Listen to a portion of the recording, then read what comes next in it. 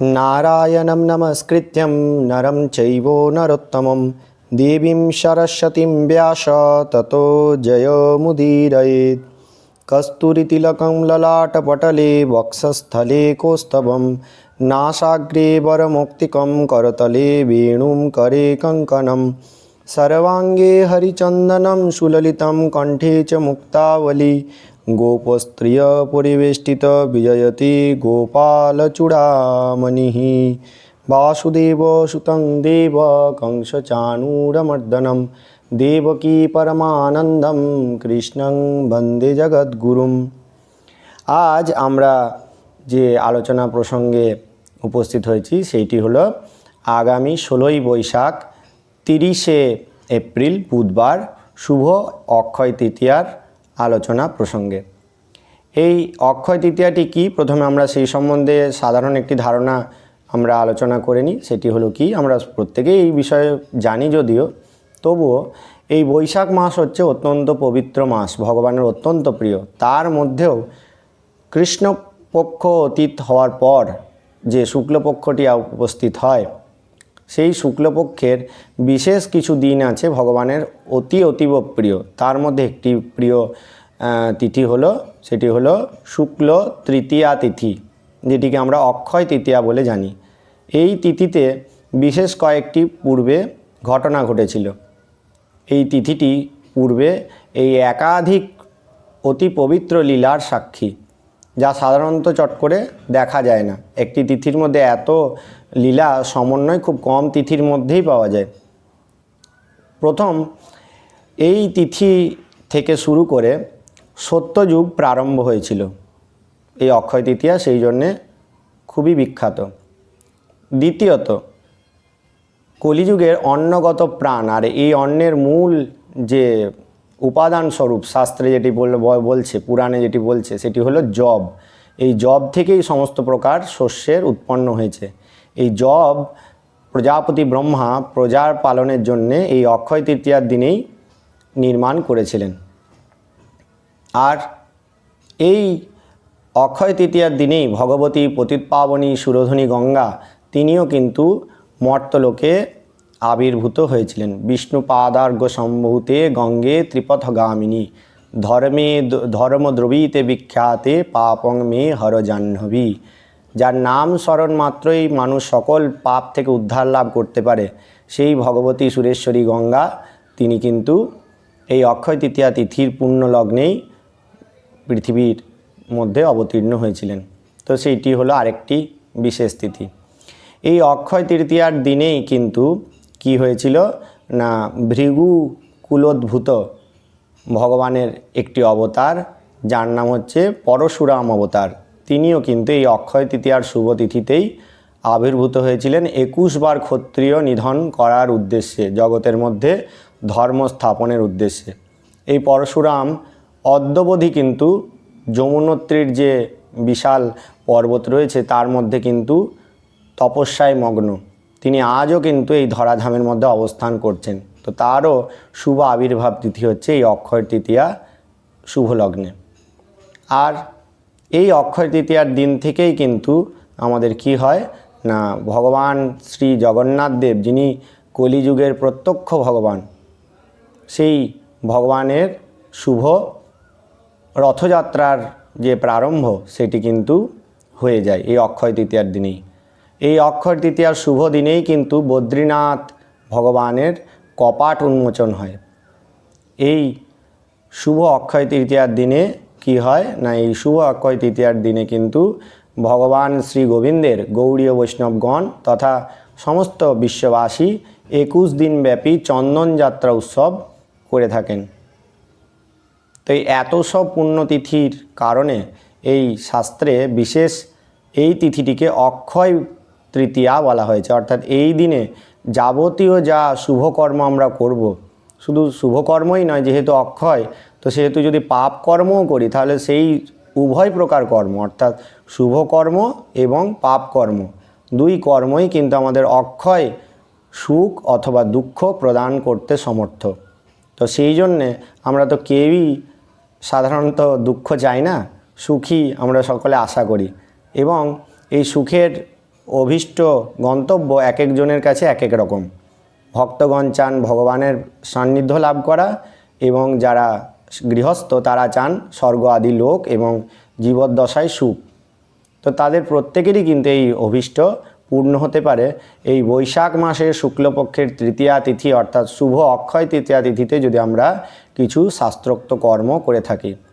এই অক্ষয় তৃতীয়া তিথিতে জল দান করা তথা যারা তৃষ্ণার্ত ব্যক্তি তাদেরকে জলসত্রের মাধ্যমে জল বিতরণ করা, বিশেষ করে ভগবান শ্রীহরিকে সান্ধ্যকালীন যদি আমরা শর্করা মিশ্রিত জল, যাকে আমরা বাংলায় শরবত বলি, সেই শরবত মিশ্রিত জল যদি আমরা পান করাই, দধি মিশ্রিত শর্করা পানীয় অর্থাৎ দইয়ের শরবত বৈশাখ মাস বিশেষ করে এই অক্ষয় তৃতীয়ার দিনে যদি আমরা দান করি, জবের ছাতু, পূর্ণ জলকুম্ভ, এইগুলো যদি আমরা দান করি উপযুক্ত পাত্রে, বা যারা এইটির প্রয়োজন যাদের রয়েছে তাদেরকে যদি আমরা এটি দান করতে পারি ভগবানের প্রীতির উদ্দেশ্যে বা নিজস্ব মনের ইচ্ছা অনুসারে, তো তাহলে কি হবে না আমরা অক্ষয় পুণ্য লাভ করতে পারবো। এই দিন জপ, ধ্যান, দান, তপস্যা, তীর্থস্নান সমস্ত কিছুই অক্ষয় ফল প্রদান করে থাকে। তো এই স্নানের পুণ্যতিথিটি আমরা এইবার পাচ্ছি, আমরা আগেই বলেছি আগামী 16ই বৈশাখ। যে অক্ষয় তৃতীয়াটি কিন্তু আগের দিন অর্থাৎ 15ই বৈশাখ 8:22 পর থেকে লেগে যাচ্ছে, কিন্তু 16 তারিখে কিন্তু এই পূর্ণ অক্ষয় তৃতীয়ার যোগ, যেহেতু সূর্যোদয় প্রাপ্ত হচ্ছে আমাদের 16 তারিখে, এবং তার সঙ্গে বিশেষত সেই দিন কিন্তু 16 তারিখ সন্ধ্যা 6:10 পর্যন্ত এই তৃতীয়া তিথি রয়েছে, এবং তার সঙ্গে সোনায় সোহাগার যোগ অর্থাৎ রোহিণী নক্ষত্র যুক্ত হচ্ছে, এবং রোহিণী নক্ষত্র 16 তারিখে থাকছে আমাদের রাত্রি 8:17 পর্যন্ত। অর্থাৎ অক্ষয় তৃতীয়া ছেড়ে যাওয়ার পর পর্যন্তও কিন্তু রোহিণী নক্ষত্র রয়েছে। এই সময়ে বিশেষত যদি আমরা গঙ্গা স্নান করতে পারি তাহলে উত্তম ফলপ্রাপ্তি আমরা করতে পারবো। অথবা শ্রী গঙ্গা দেবীর স্মরণপূর্বক আমরা যদি গঙ্গার বাড়ি নিজের মস্তকে ধারণ করি তাহলেও কিন্তু আমরা ভগবতীর কৃপা আমরা লাভ করতে পারবো। তো এই গেল আমাদের অক্ষয় তৃতীয়ার প্রসঙ্গ। অক্ষয় তৃতীয়ার সম্বন্ধে আমাদের বলা তো অনেক কিছুই যায়, কিন্তু আমরা সংক্ষিপ্ত আলোচনাতে তার সম্বন্ধে যে ডেফিনেশন বা সংজ্ঞা সেইটা আমরা সংক্ষিপ্ত আকারে এখানে জানলাম। এই অক্ষয় তৃতীয়ার বিশেষভাবে সকলের প্রত্যেকটি সনাতনী ব্যক্তিরই কিন্তু পালনীয়, কিন্তু এই গৌড়ীয় বৈষ্ণব যারা রয়েছেন, যারা মহাপ্রভুর চরণাশ্রয় করে ভজন পূজন করছেন, তাদের জন্যে কিন্তু এই অক্ষয় তৃতীয়ার তিথিটি অতীব গুরুত্বপূর্ণ।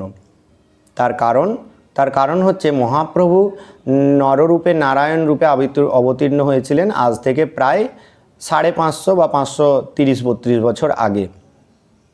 তিনি স্বয়ং রাধা এবং গোবিন্দের মিলিত তনু হওয়া সত্ত্বেও তিনি কিন্তু কোনো প্রকার শাস্ত্র বিরুদ্ধ কর্ম কোনো কিছু করেননি। আপনি আচরি ধর্ম জীবেরে শিখায়, নিজে না আচরিলে ধর্ম অপরে শিখানো না যায়। এই কথার সত্যতা স্থাপন করার জন্যে ভগবান স্বয়ং গোলকাধিপতি জগৎগুরু শ্রীকৃষ্ণচন্দ্র যখন মহাপ্রভুরূপে অবতীর্ণ হলেন, তিনিও কিন্তু গুরু পরম্পরা স্বীকার করলেন।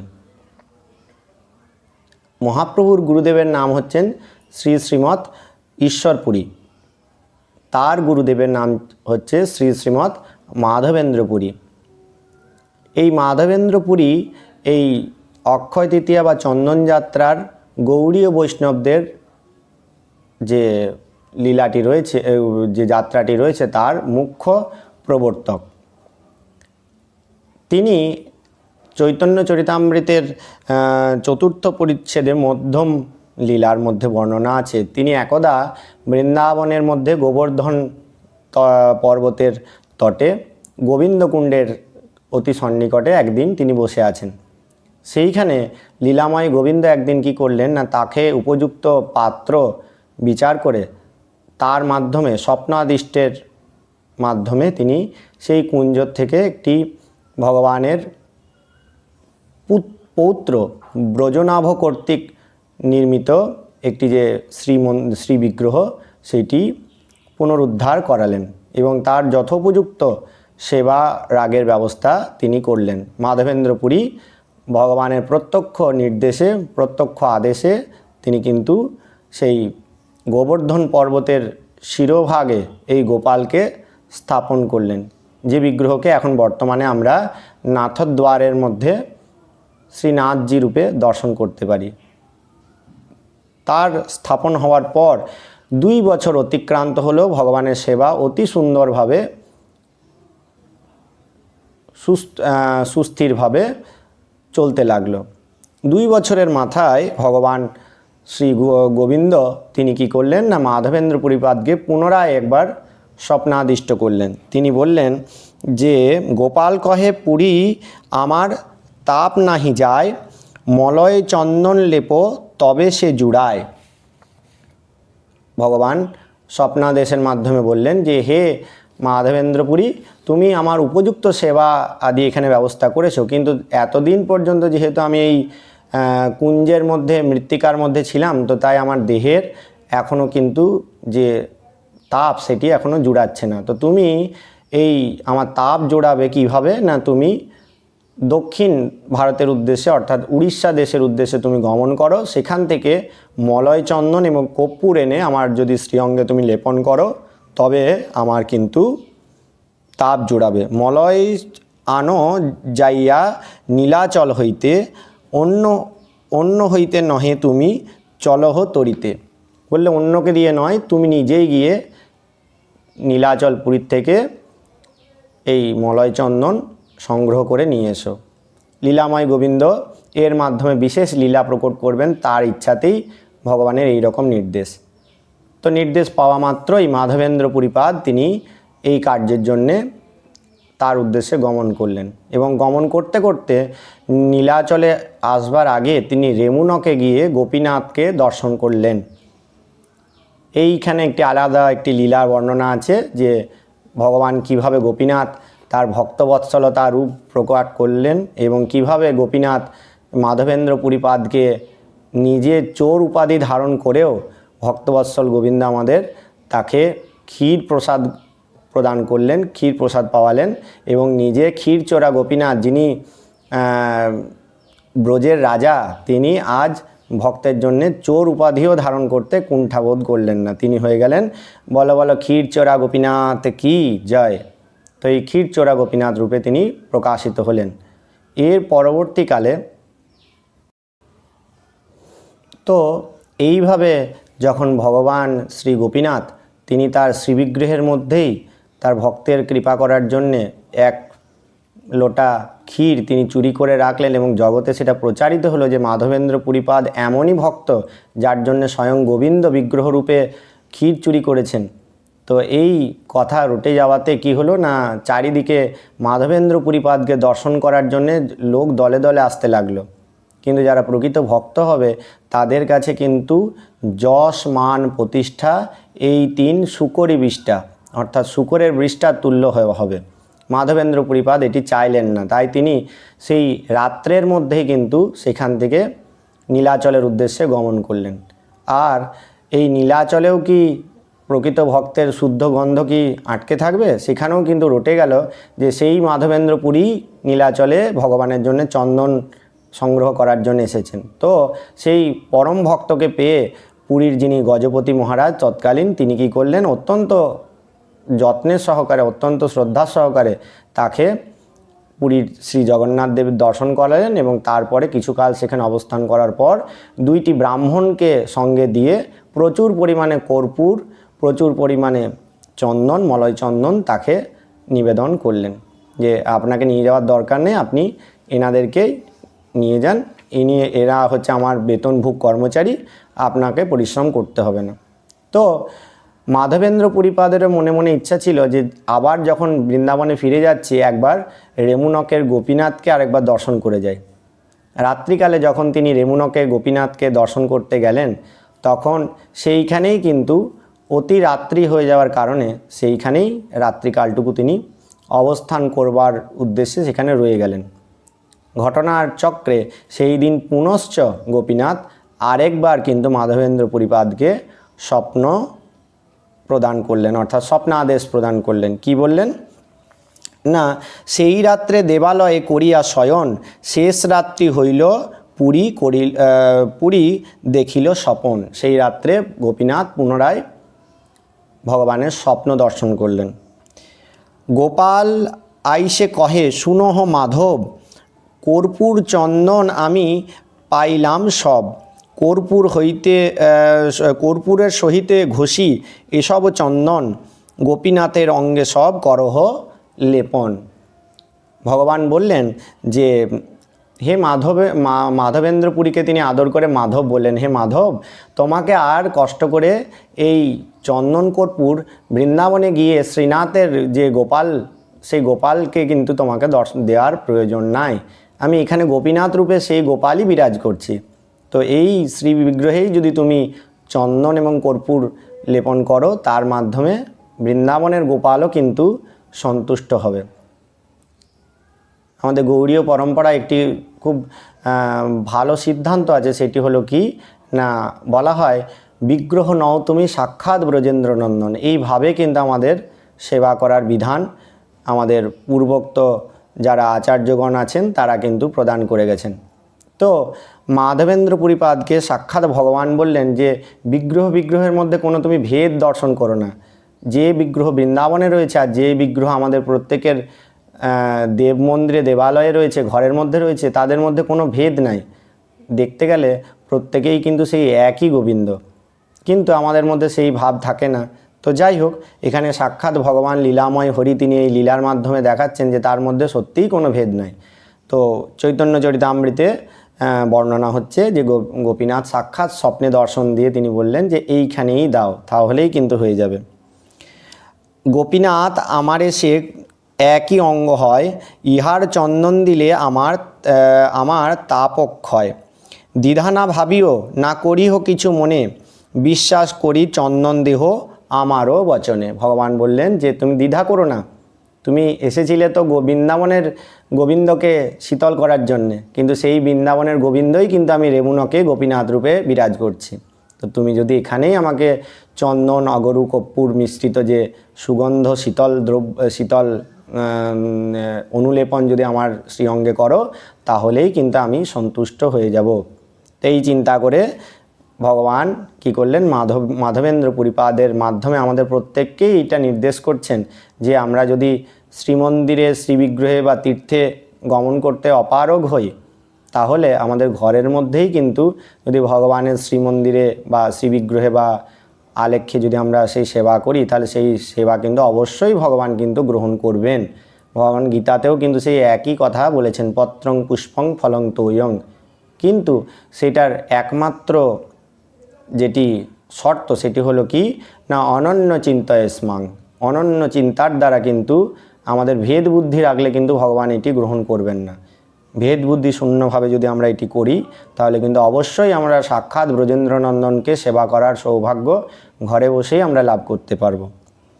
তো এত বলি গোপাল গেল, গোসাঁই জাগিল, গোপীনাথের সেবককে ডাকিয়া আনিল। মাধবেন্দ্র পুরী তার ভগবানের দর্শন, ভগবানের আদেশের কথা সেই গোপীনাথের সেবকদেরকে বললেন, এবং সেই সেবকগণও কী করলেন, অতি আনন্দ সহকারে সেই রেমুনকের যে গোপীনাথ তারই উদ্দেশ্যে 21 দিন ব্যাপী এই শুভ চন্দনযাত্রা অনুষ্ঠান প্রারম্ভ হলো।